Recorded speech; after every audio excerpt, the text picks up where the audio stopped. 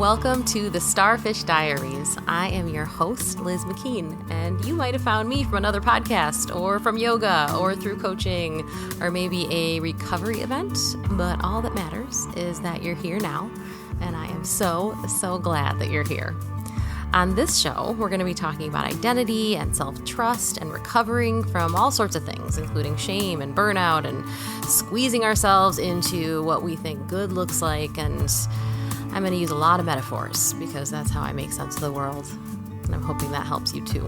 I'm really just here to remind you and honestly remind us that there is no such thing as doing life wrong and that you do get to make your life into a place that you want to be. And we're going to figure it out together. So let's go.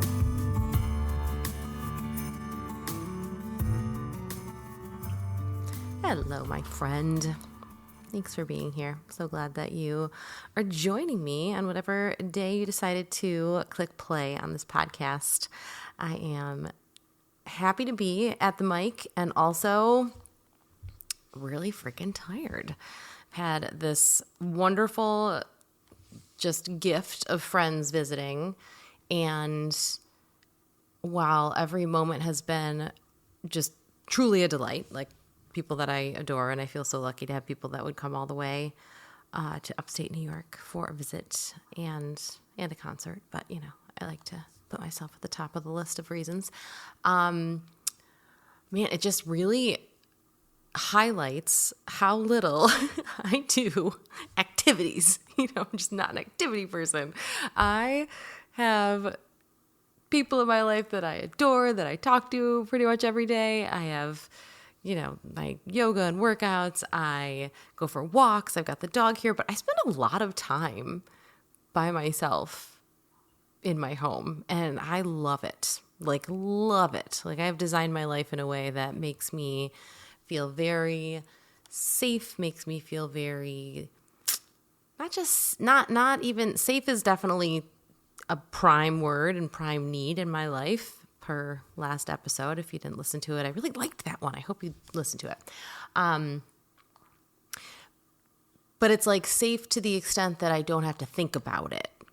You know, I feel the same way about money. When I think about money, like goals, I have less of a goal to have like X amount of money and more of a goal to have enough money that I can live my life and not have to think about money. You know, I feel like a lot of women I speak to have this same kind of goal, and I don't think it's a holding myself back thing. I don't think it's a, you know, ignoring of the privilege that it would be to just to have that. I think it's like, I don't think it's a bad thing. I want to make myself kind of like wrong for it, but it's not. I really actually am pretty comfortable with that being my goal around money, is having a neutrality around it. And I guess I feel the same way about setting my life up in a way where there is safety. It's like I want to have safety to the extent that I don't have to think about it all the time. I don't have to constantly be protecting myself from incoming, you know? So I feel really good about that, about the way I set my life up. And that also allows for when my cheese gets moved and, you know, people are here to do fun things, or there's a, you know, an event or a holiday or something. It's, you know, it's a lot. It is a noticeable difference. And I'm super duper exhausted today just from a couple days of doing activities with people that I care about. But it's fine because I could just settle right back into my life that feels safe afterwards, as opposed to, you know, in past versions of my life where the safety and the comfort of everyday life wasn't a thing. So like this feeling that I'm able to have now, where like nervous system is settling and everything, was what used to be the exception. And now it's 100% the norm. And I feel really lucky because then that allows for those other things, those fun things. And while it's definitely, you know, a big energy expenditure, it's like I saved that up. It's worth it, you know, like hell yeah, that's what the energy has been saved for. It's great. Anyways, before we get into other things, that was not actually the topic at all. All I meant to say was I'm feeling tired today. And then here we are several minutes later. But that's what happens when it's just me on the mic. Nobody here to stop me.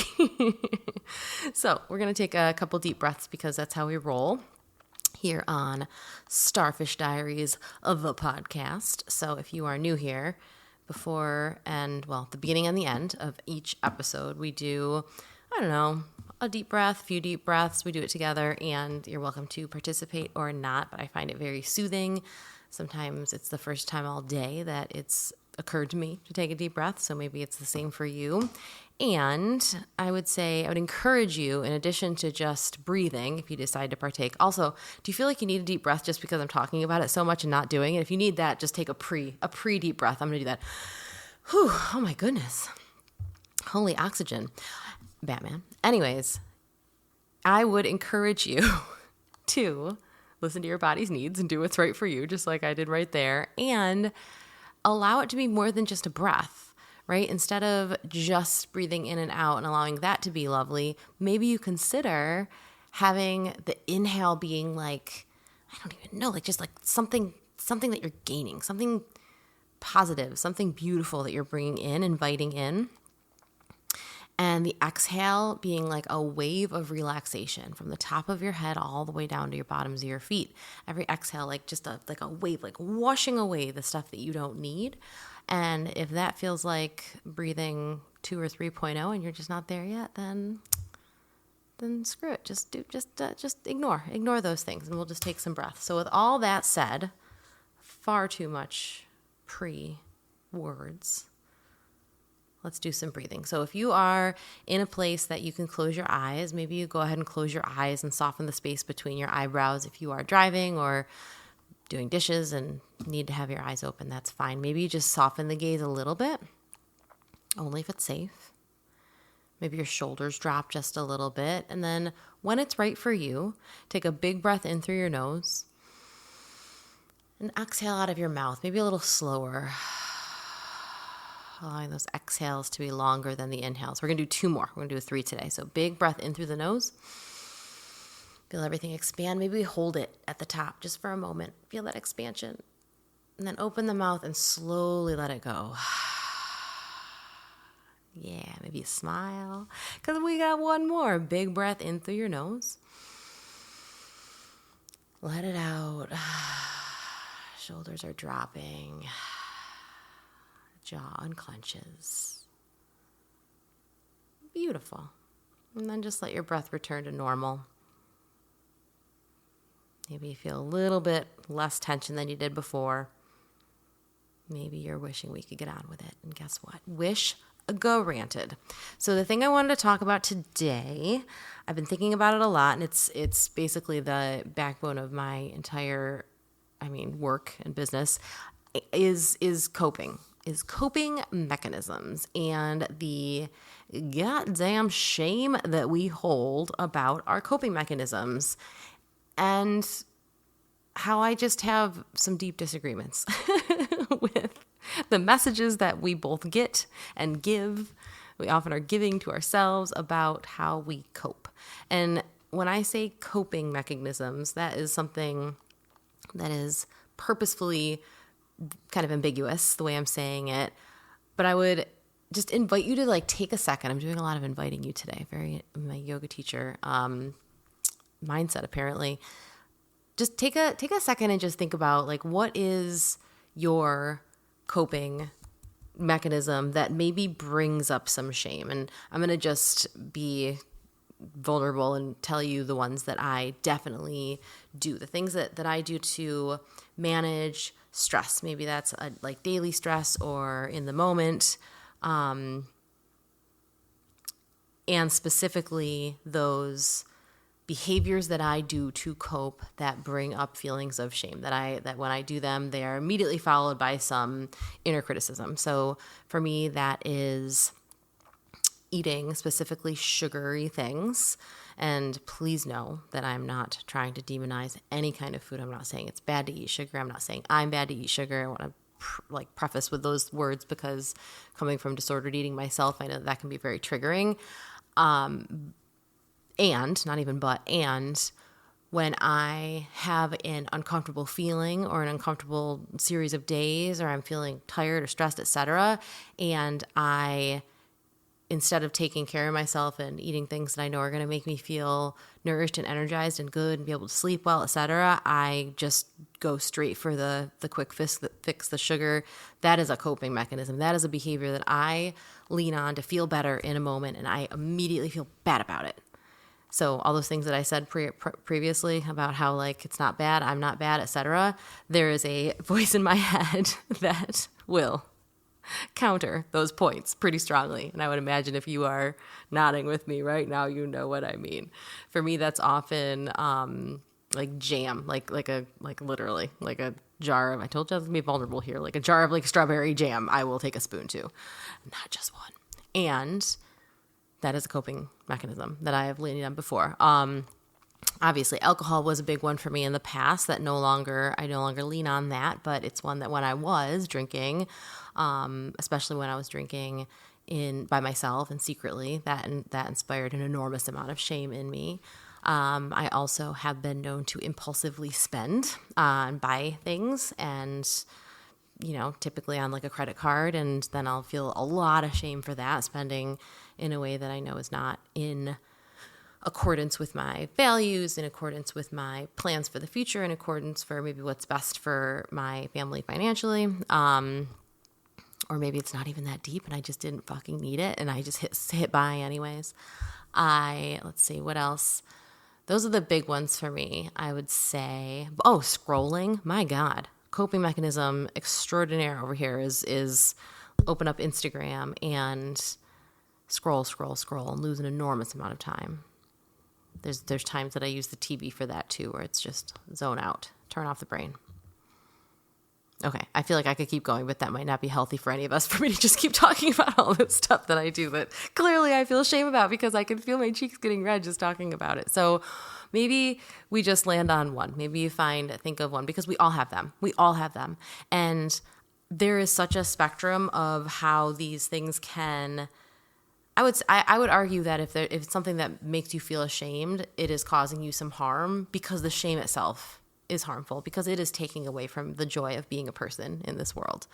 And also there are coping mechanisms / behaviors that are definitely on the side of the spectrum that could actually hurt you. If you're someone who is in a cycle of using a substance that creates impairment, and is causing you like health issues, then, or makes you unsafe in some way, if you're getting in a car and driving, if you're, there's a million reasons why something that impairs you could be unsafe in certain scenarios. And if you are in that cycle, whether you call it addiction or whatever, that is a coping behavior. That is a coping mechanism. I'm just going to keep using those two interchangeably.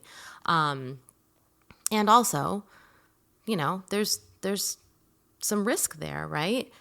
Which in this conversation, that risk is separate from the shame. I know that they feel really intermingled, but the way I want to talk about it is in a separate, in two different buckets. And then, of course, on the other side of the risk spectrum, there might be things like, biting fingernails or scrolling Instagram, etc. So things that certainly are taking away from the life that you want to live, but are, less likely to cause you immediate bodily harm. So anyways, but all of those count. All of those count. So whatever your habit is, whatever your behavior is, whatever your mechanism is that is a coping thing that you go back to again and again, that's what I'm talking about. And I would be shocked beyond shock. I would be flabbergasted. My pearls have been clutched if you tell me that you have nothing, that there's nothing. I honestly, I just don't believe you. I love you dearly. And also, I feel like if we really got into it, we'd find something, because it's human. And it's actually, I think I'd be worried about you if you were like, I have nothing. There's nothing that I do. I have nothing but healthy ways of moving about my life that I feel very proud of every minute of every day. And if something stressful happens, I navigate it in a way that I, again, feel nothing but proud about. So, I mean, honestly, if that's the case for you, I'm not sure how you found this podcast, but I mean, Maybe you should be the one behind the microphone. Although that would be less relatable, I guess. Anyways, I hope I'm not making anyone feel bad about not feeling bad about themselves, because that's not my purpose at all. What I'm trying to say is we all have that shit. We all have something or many things that we do. And the issue I want to point to is not even the thing itself, not the behavior, not the thing you do to cope, not the scrolling, the drinking, the eating, whatever. It's the shame. It's the shame. It's the thing that you say to yourself that says, like, you are bad for doing this. You are bad for needing this. And I would bet that whatever that thing is that makes you feel that way is something that you have probably promised yourself that you're going to stop, right? I cannot even count the amount of times I have told myself I'm going to stop XYZ behavior. I mean, with drinking, it was, a whole decade of starts and stops. And for a person that is very, I'm a smart person. There are areas of my life where my shit is actually together. And for whatever reason, and even the areas where my shit is not together, I could fake it real good. And for whatever reason, I think reasons we're going to talk about, the drinking, I couldn't stop. I could not get that. I could not stop doing that. And for a long time, I was determined to stop through the use of that angry voice in my head, that shame, that inner critic, if you will. Same with Instagram scrolling. I've deleted the app. I've promised myself I wasn't going to do it in XYZ ways. And then I've been like, you know what, I'm going to not feel bad about this anymore, which has not actually helped either, because then I just do it more, and there is still that inner critic. Now I'm mad at myself that whatever. There's just always this like layered approach to self-flagellation, which in my experience and opinion is unhelpful, because I think the thing that is most helpful when we talk about coping, when we talk about behaviors that give us that shamey feeling, is to celebrate them. and that might sound crazy bananas. But when I think about, oh my God, I just got immediately a little choked up. So apparently I really feel this very sincerely. When I think about picking up, I'm just going to go back to the alcohol, because that's the one that inspires the biggest like feelings in me. When I would pick up alcohol and drink it, even though I had promised myself I wouldn't, I think about the part of me that had decided that nothing else matters. Like, damn the consequences. This is what I need right now.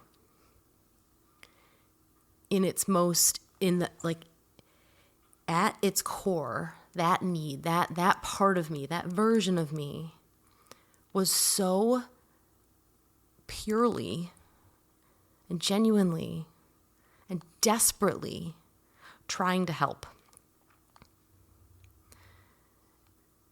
And the part of you that is reaching for that thing or doing that thing, that you're just like, why the fuck can't I stop doing this? Why do I keep doing this? The part of you that keeps doing it, it's like a little kid inside of you that has only ever been given one button to push. Like, when something hurts, push this button and the hurt will stop. And that little kid is just pushing the button because there's hurt, right? There's something wrong, something hurts. And there's a whole spectrum of the hurt too, right? But we're not going to get into that because, good Lord, it's not that long of a podcast.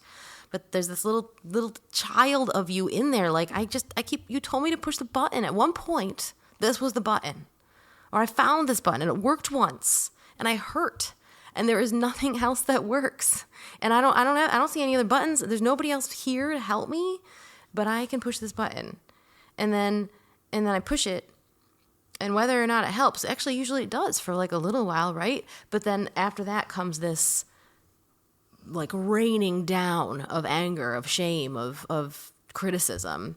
And that little kid, at least mine on the inside, is like, ouch, well, that hurts. I'll push this button again, And then the cycle continues. And it just makes me feel so grateful for that little button pushing kiddo, it makes me feel so sad for that part of me, because that little button pusher inside of you is you. Just like baby hurting you, whether that hurt is from feeling a little stressed, feeling a little overtired, feeling a little overwhelmed, feeling overly pulled all directions, people needing things from you. If you're a parent, I'm sure that's like, there are a lot of little kids that are causing your little kid to be pushing the button. That might have gotten a little bit too layered. Anyway, I want to just thank that little button pusher, because it's like you tried so hard. And instead of giving you other options or other tools, or even stopping and being like, what is it that hurts and why does it hurt? And how can I maybe make some changes so the hurt doesn't happen? Or maybe I need to ask for help so that I'm not just putting all this on that little button pusher.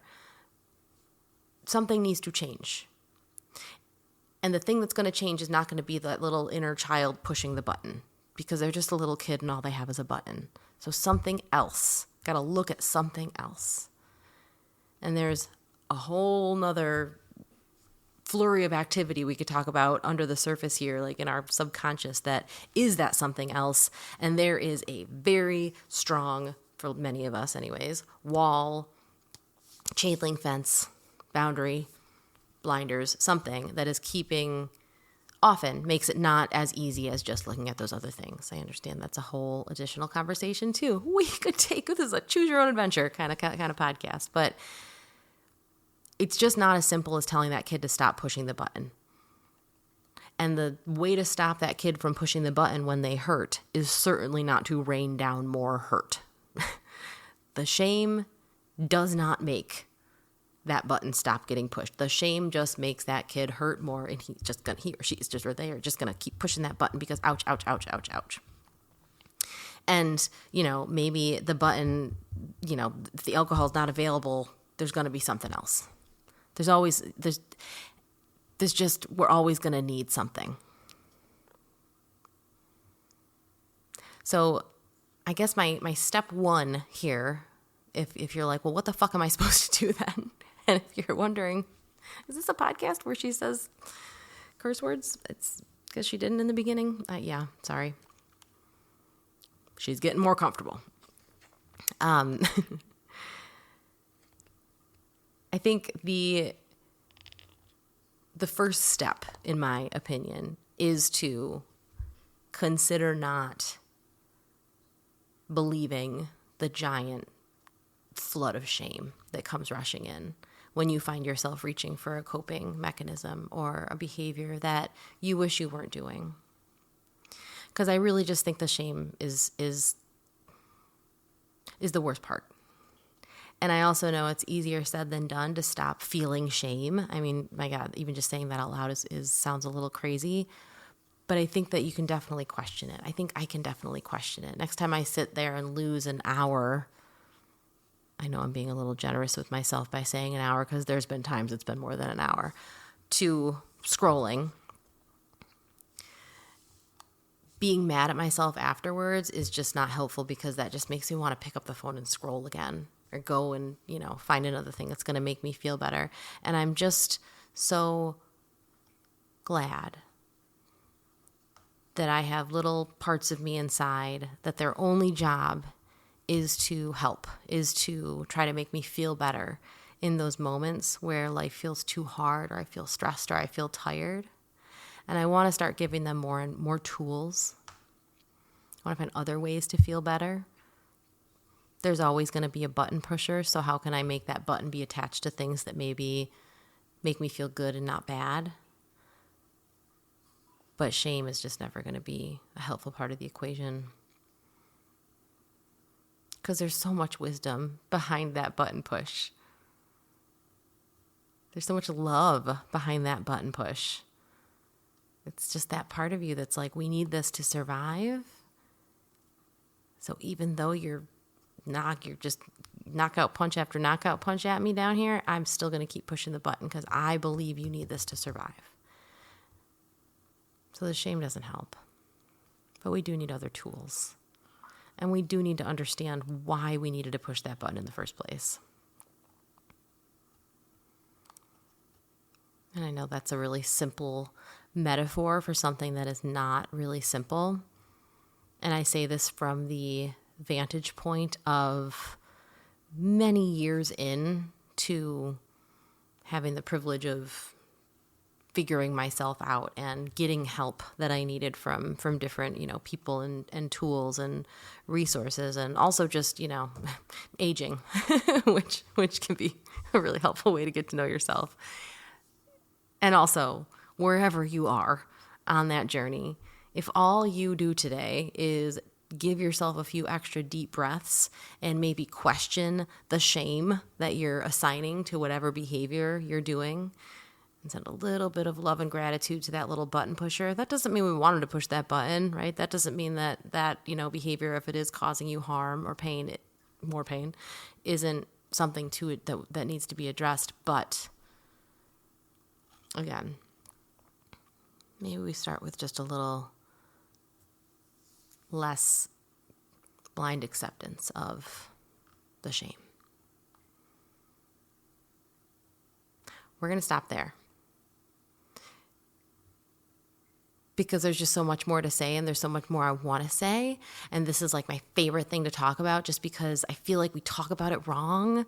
And that's a little bit of a judgy way of saying it. So I regret a little bit that I said it that way, but cause right and wrong is just, it's all subjective. But I do feel really strongly that we could just be like just such a happier, healthier world and communities and individuals and everything if we looked at coping not as a weakness but as a strength, and then understood that when there is coping, that means there is pain and that there's always going to be all those things. So more to say, more to talk about, but we'll save that for next time. I do want to mention, before we do our final couple of breaths here, that my website is live. Dun, dun, dun. And if you're not listening to these like in order or at the time they're going out, then that doesn't matter. It will still be live. It will always be live. So if you haven't already, check it out. It's just lizmckean.com. And McKean is spelled McKean. When I met my husband, before he was my husband, I mispronounced it McKean. And maybe you can pronounce it that way if you need to remember how to spell it. But it's lizmckean.com. It's in the description, show notes, whatever the heck. And it just talks a lot about this stuff. Shame, coping, tools, etc. is on there. And that website, it's just getting started, but you'll learn a little bit more about me and about the work that I do, ways to work with me, and ways to reach out to me. I've got a newsletter in the works, so you can sign up for the newsletter there. I probably should just put a newsletter link right in the show notes too. All right, that'll come at some point. Anyways, we're cooking, making this life a place we want to be up in her, and I want to help you do that too. So if you haven't already, check out the website. I would love to hear your thoughts. Reach out there or reach out on Instagram, which is @starfishyoga, all in the show notes. But I'm just excited because I've built websites before, but this is a new one and I feel proud of it and I feel excited. And I also got some help from not in the full design. I don't want to, it's not that I don't want to give her credit, my friend who helped me with this. It's just that I know that if she had fully created this, it would be a whole different level of amazing and beauty. But she did help me get started, and she is a brilliant, just incredible human, and every way a person can be brilliant and incredible, and that's my friend Mo Houston. So she did the artwork for this podcast. I know there's a little note at the end of the show that you'll hear also shouting her out, but she's getting 2 shout outs today. So go to joyscoutstudios.com. I think I might have that wrong. Go to the show notes and check her out if you want any help with really all sorts of artistic things. She's incredible. Anyway, we're going to take some breaths. So let's do that. Thanks for sticking around this long. Thanks for letting me speak in metaphors. Go ahead and unclench your jaw. Unfurrow your eyebrows if they're furrowed. Maybe unclench your fists. Sometimes I find myself clenching my hands. Yeah. And then give yourself a big breath in through the nose. How about a big sigh out of your mouth? We're going to do that again. Make some noise this time. Big breath in through your nose. Big ol' sigh. Good. Last one. We're going to hold this one. Big breath in through the nose. Hold at the top. Hold just another moment. Feel your ribcage expand. Feel all that beautiful air and oxygen. And open the mouth and let it all go. Wave of relaxation from top of your head to bottoms of your feet. Thank you for being here. Thank you for being you. And I'll see you next time. Thank you so much for listening to today's episode of Starfish Diaries. I want to take a quick moment to thank some of the people who have made this possible. The artwork that I am so in love with is by my friend and the most talented artist, Mo Houston, and you can find her and her work and work with her by going to Joy Scout Studios. I will have that linked in the show notes. And thank you to my incredible editor, Sean Gritters. If you are looking for production support with your podcast, highly recommend that you check him out. His information will also be in the description.